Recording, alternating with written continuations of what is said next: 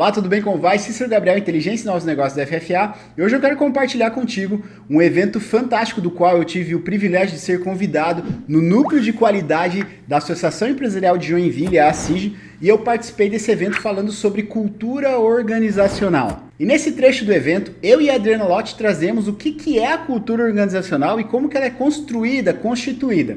Tá sensacional, acho que você vai adorar. Bom aprendizado. Antes que a gente fale um pouco de mudança, que tal a gente falar de cultura organizacional?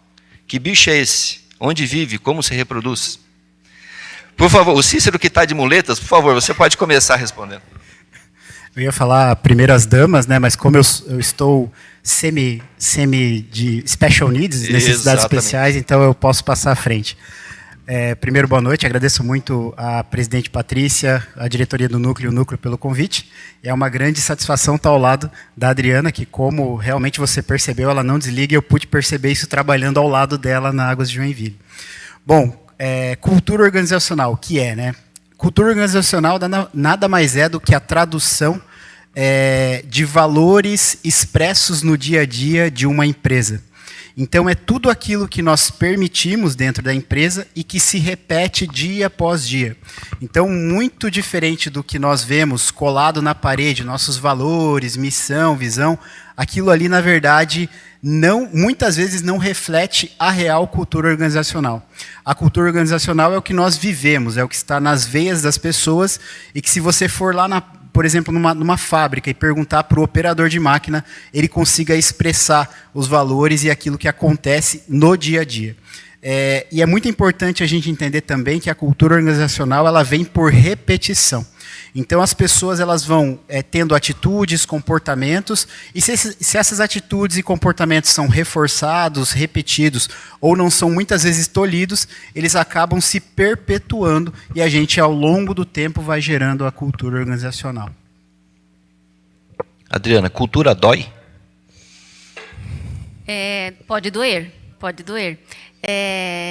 E complementando a fala do Cícero, acho que um exemplo legal é a cultura, são padrões de comportamentos que se repetem. Ela pode ser consciente ou inconsciente, né? Então, a consciente é aquela que a gente decide, que a gente planeja, como a Patrícia falou na abertura, né? O planejamento, a organização, quer dizer, tudo isso faz parte de uma cultura consciente.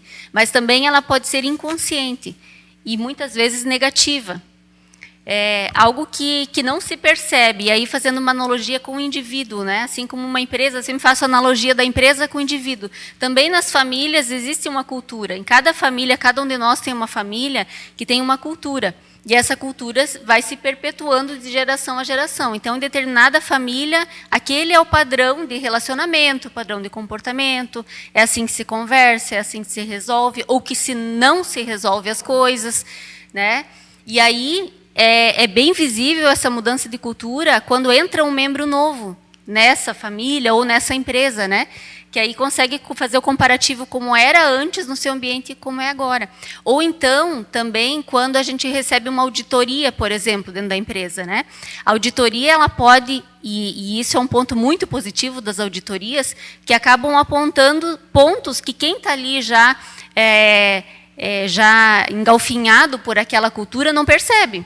Mas vem alguém de fora e percebe. Por isso, aí está o valor das auditorias dentro das empresas, né? Para realmente poder apontar os itens da cultura que são positivos e os que são negativos. E pode doer, sim.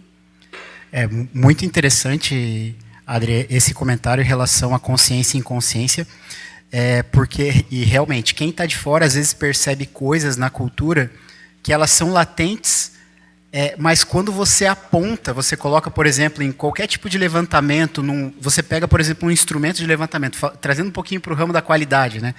A qualidade, a gente tem formas, tem, digamos assim, parâmetros de medição. E, inclusive, para a cultura, existem instrumentos que você pode mensurar a cultura. E é bem interessante, quando a gente traz esses instrumentos para fazer mensuração de cultura, às vezes dá um choque. Existe um choque, porque para quem está dentro, imerso na cultura, aquilo é normal.